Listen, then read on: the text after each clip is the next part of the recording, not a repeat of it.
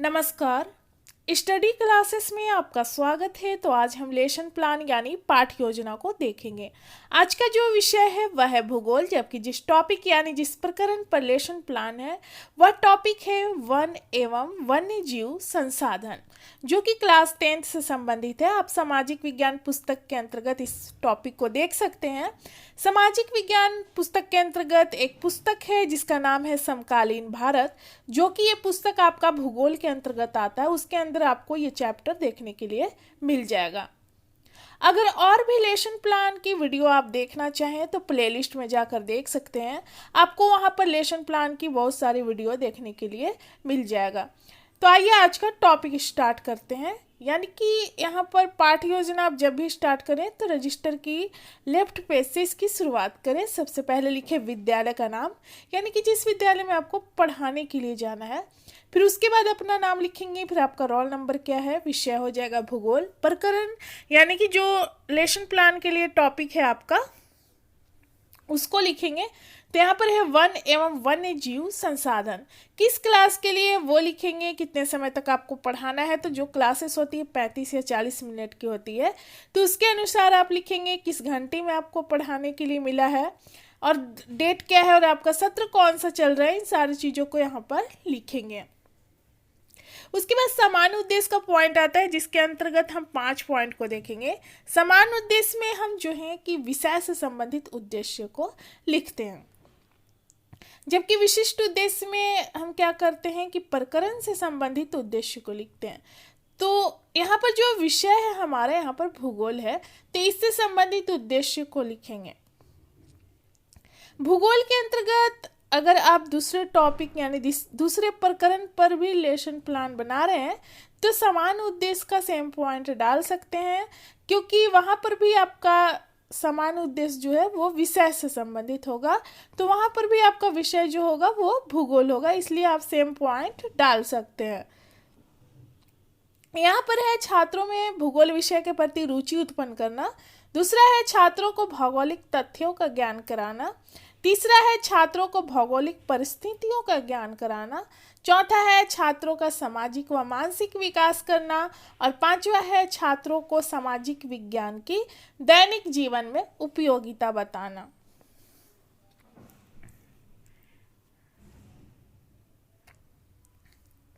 इसके बाद हम विशिष्ट उद्देश्य से संबंधित पॉइंट को देखेंगे, जिसमें हम 5 पॉइंट देखेंगे। पहला है कि छात्र जो है वन एवं वन्य जीव संसाधन के बारे में जानकारी प्राप्त कर सकेंगे। दूसरा है कि छात्र जो है वन एवं वन्य जीवों का वर्गीकरण कर सकेंगे। तीसरा है छात्र वन एवं वन्य जीवों को बचाने के उपायों का दैनिक जीवन में उपयोग कर सकेंगे। चौथा है छात्र वन एवं वन्य जीव संसाधन से संबंधित विषय को चार्ट पेपर द्वारा प्रदर्शित करने का कौशल विकसित कर सकेंगे।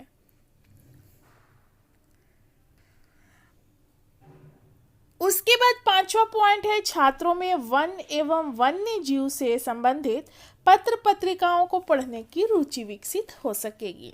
उसके बाद हम अब आएंगे राइट पेज में। यहाँ पर लिखेंगे सहायक शिक्षण सामग्री, यानी कि पढ़ाने के लिए आप किन किन सामग्री का प्रयोग करेंगे उसको लिखेंगे यहाँ पर।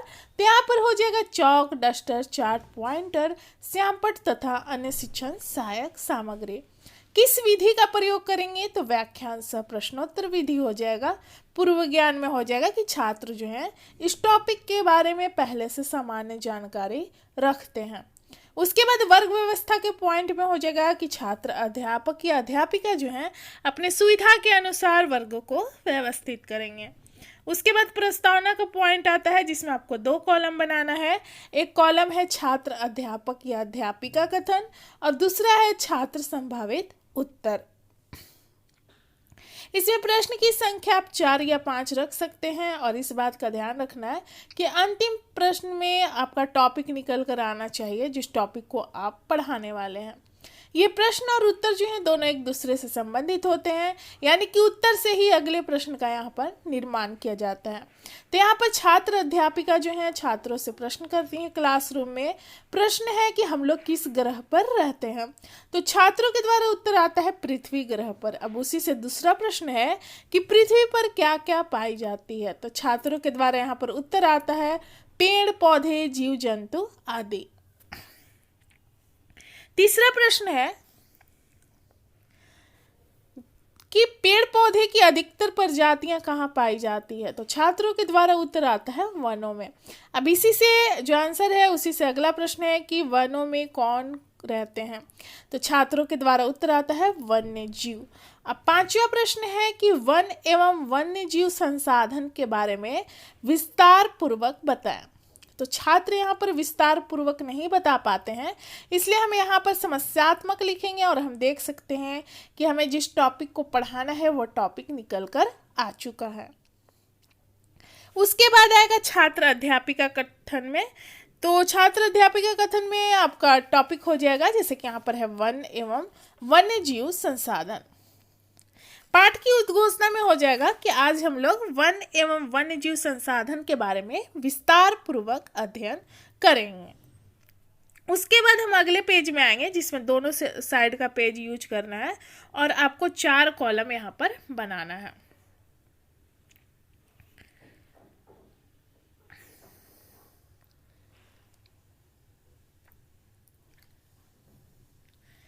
पहला कॉलम है शिक्षण बिंदु, यानी कि आप चैप्टर से पॉइंट को उठाएंगे जिस पॉइंट को आप बच्चों के सामने एक्सप्लेन करेंगे, पॉइंट को लिखेंगे। दूसरा है जो एक्सप्लेन करेंगे उसको लिखेंगे दूसरे कॉलम में छात्र अध्यापिका क्रियाशीलता में। और तीसरा कॉलम है छात्र क्रियाशीलन, यानी कि क्लासरूम में छात्रों का व्यवहार किस तरह से रहेगा, किस तरह से उत्तर देंगे उसको लिखेंगे। और चौथा है श्यामपट्ट कार्य, यानी ब्लैक बोर्ड वर्क। जिस तरह से आप बच्चों को समझाने के लिए क्लासरूम में ब्लैक बोर्ड यूज करते हैं उसी तरह से आपको यहाँ पर लिखना है। आप चाहें तो ब्लैक चार्ट पेपर यहाँ पर चिपका सकते हैं और पॉइंट से संबंधित कुछ पिक्चर्स भी बना सकते हैं या चिपका सकते हैं। तो सबसे पहले पॉइंट जो है हमारा वह है वन एवं वन्य जीव। तो वन और वन्य जीव के बारे में यहाँ पर देखेंगे। पृथ्वी पर वृक्षों से घिरा हुआ भूभाग वन कहलाता है। पृथ्वी पर पर्यावरण संतुलन के लिए वन्य को आवश्यक माना जाता है तथा जैविक पारिस्थितिक तंत्र वनों पर ही निर्भर करता है। वनों में कई प्रकार की वनस्पति और पेड़ पौधे पाए जाते हैं तथा जीवों की हजारों प्रजातियां वनों में ही निवास करती है। जबकि वन्य जीव है जंगली जीवों की वह श्रेणी है जो मानव बसेरों से बाहर वन पर्वतों में निवास करते हैं। यह वन्य जीव दुनिया के सभी प्रतंत्रों में पाए जाते हैं जिनमें रेगिस्तान, वन, घास भूमि, मैदान, पर्वत सभी शामिल हैं। अब बच्चों को समझाने के बाद छात्र अध्यापिका जो है छात्रों से प्रश्न करती हैं। प्रश्न है जिसे हम बोधात्मक प्रश्न के रूप में देखते हैं। प्रश्न है कि वन किसे कहते हैं, तो छात्रों के द्वारा उत्तर आता है धरती पर वृक्षों से घिरा हुआ भूभाग वन कहलाता है। यहाँ पर देख सकते हैं कि कक्षा में छात्र जो हैं छात्र अध्यापिका द्वारा पढ़ाए जा रहे कथनों को सुनेंगे। फिर श्यामपट्ट कार्य में देख सकते हैं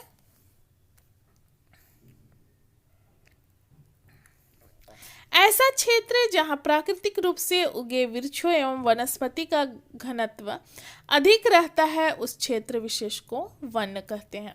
वन्य जीव जो है जंगली जीवों की वह श्रेणी है जो मानव बसेरों से बाहर वनों में निवास करते हैं। उसके बाद अगला जो हमारा पॉइंट है वह है प्रजातियों का वर्गीकरण।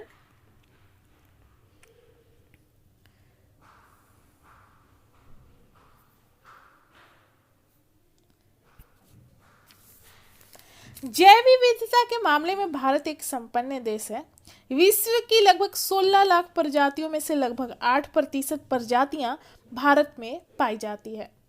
अंतर्राष्ट्रीय संरक्षण और प्राकृतिक संसाधन संरक्षण संघ IUCN के अनुसार प्रजातियों का वर्गीकरण इस प्रकार है जो हम देखेंगे यहाँ पर। पहला है सामान्य प्रजाति। प्राय जिस प्रजाति की जनसंख्या जीवित रहने के लिए समान हो उस प्रजाति को सामान्य प्रजाति कहते हैं, जैसे पशु, साल, चीड़ आदि। दूसरा है संकटग्रस्त प्रजाति। प्राय जो प्रजाति लुप्त होने के कगार पर हो उसे संकटग्रस्त प्रजाति कहते हैं। उदाहरण है काला हिरन, भारतीय जंगली गधा, गेंडा, मगरमच्छ, संगाई आदि।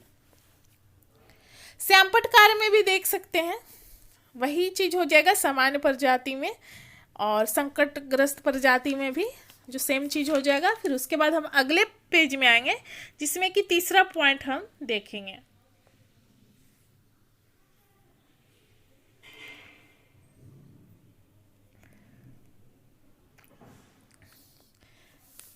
सुभेद प्रजाति। जब किसी प्रजाति की जनसंख्या इतनी कम हो जाए कि उनके लुप्त होने की प्रबल संभावना हो जाए तो उसे सुभेद प्रजाति कहते हैं। एग्जाम्पल देख सकते हैं नीली भेड़, एशियाई हाथी, गंगा की डॉल्फिन आदि। उसके बाद हम देखते हैं दुर्लभ प्रजाति। तो जब किसी प्रजाति की संख्या इतनी कम हो जाए कि उसके संकटग्रस्त या सुभेद होने का खतरा उत्पन्न हो तो उसे दुर्लभ प्रजाति कहते हैं, जैसे कि हिमालय के भूरा भालू, एशियाई भैंस, रेगिस्तान की लोमड़ी, हॉर्नबिल आदि। उसके बाद हम देखेंगे स्थानीय प्रजाति।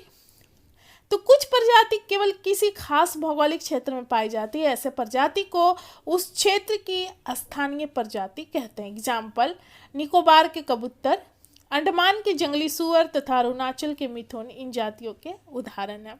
छात्र क्रियाशीलन में देख सकते हैं कि कक्षा में छात्र जो है अनुशासन को बनाए रखेंगे और श्यामपट्ट कार्य में भी सेम पॉइंट यहाँ पर देख सकते हैं। उसके बाद हम देखेंगे लुप्त प्रजाति में कौन कौन आएगा, एशियाई चीता और गुलाबी सिर वाला बत्तख आदि। वह प्रजाति जो अब नहीं पाई जाती है लुप्त प्रजाति कहलाती है, वर्तमान में नहीं पाई जाती है। प्रायः कोई कोई प्रजाति किसी खास स्थान, क्षेत्र, देश, महादेश या पूरी धरती से विलुप्त हो जाती है, इन्हें लुप्त प्रजाति के रूप में देखा जाता है। एग्जाम्पल हम देख लिए यहाँ पर चीता और गुलाबी सिर वाला बत्तख। अब उसके बाद अगला पॉइंट जो है वो है भारत में वन और वन्य जीव का संरक्षण। भारत सरकार ने वर्ष 1972 में भारतीय वन्य जीव संरक्षण अधिनियम पारित किए। इसका उद्देश्य जो था वन्य जीवों के अवैध शिकार, मांस और खाल के व्यापार पर रोक लगाना था। इसे वर्ष 2003 में संशोधित किया गया और इसका नाम भारतीय वन्य जीव संरक्षण अधिनियम 2002 रखा गया। अब इसी से प्रश्न करती हैं छात्र अध्यापिका छात्रों से। प्रश्न है भारतीय वन्य जीव संरक्षण अधिनियम कब पारित हुए? तो छात्रों के द्वारा उत्तर आता है 1972 में। उसके बाद यहाँ पर श्यामपट्ट कार्य में देख सकते हैं कि वन और वन्य जीवों की सुरक्षा के लिए भारत सरकार ने कई कानून और नियम बनाए। इसके बाद हम अगले पेज में आएंगे। ये जो प्रस्तुतिकरण का पॉइंट था यहाँ पर समाप्त हो गया। अब उसके बाद अगले पेज में हम मूल्यांकन करेंगे छात्रों का। मूल्यांकन में है कि जो टॉपिक आप छात्रों को पढ़ाए हैं बच्चों को उसी से प्रश्न करना है। प्रश्न की संख्या 4-5 रख सकते हैं और ये प्रश्न जो है क्लासरूम में ही किया जाता है और बच्चे इसका आंसर क्लासरूम में ही देते हैं। प्रश्न है वन किसे कहते हैं, दूसरा है वन्य जीव किसे कहते हैं, तीसरा है IUCN के अनुसार प्रजातियों को कितने श्रेणियों में बांटा गया है, चौथा है संकटग्रस्त प्रजाति किसे कहा जाता है और पांचवा है भारत में वन और वन्य जीव संरक्षण के लिए क्या क्या कदम उठाए गए। उसके बाद पुनरावृत्ति का पॉइंट आता है। पुनरावृत्ति में क्या है कि जो आप पढ़ाए हैं टॉपिक को उसे बच्चों के सामने पॉइंट वाइज एक बार प्रस्तुत कर देना है। जैसे पहला पॉइंट है कि धरती पर वृक्षों से घिरा हुआ भूभाग वन कहलाता है और यह पृथ्वी पर पर्यावरण संतुलन बनाए रखने में महत्वपूर्ण भूमिका निभाता है। दूसरा है कि वन्य जीव जंगली जीवों की वह श्रेणी है जो मानव बसेरों से बाहर वनों में निवास करते हैं। जैव विविधता के मामले में भारत एक संपन्न देश माना जाता है। विश्व की लगभग 16 लाख प्रजातियों में से लगभग 8% प्रजाति भारत में पाई जाती है। और चौथा पॉइंट है अंतर्राष्ट्रीय प्राकृतिक संरक्षण और प्राकृतिक संसाधन संरक्षण संघ IUCN के अनुसार प्रजातियों को अनेक श्रेणी में बांटा गया है, जैसे सामान्य प्रजाति, संकटग्रस्त प्रजाति, सुभेद प्रजाति, दुर्लभ प्रजाति, लुप्त प्रजाति आदि। अब उसके बाद गृह कार्य यहाँ पर होमवर्क दिया जाता है, तो प्रश्न की संख्या आप 2, 3 रख सकते हैं। प्रश्न है वन एवं वन्य जीव के बारे में बताएं, और दूसरा प्रश्न है भारत ने वन एवं वन्य जीव के संरक्षण के लिए क्या क्या कदम उठाए हैं। तो जो पाठ योजना है यहाँ पर समाप्त होता है। मिलते हैं अगले वीडियो में अगले लेसन प्लान के साथ। धन्यवाद।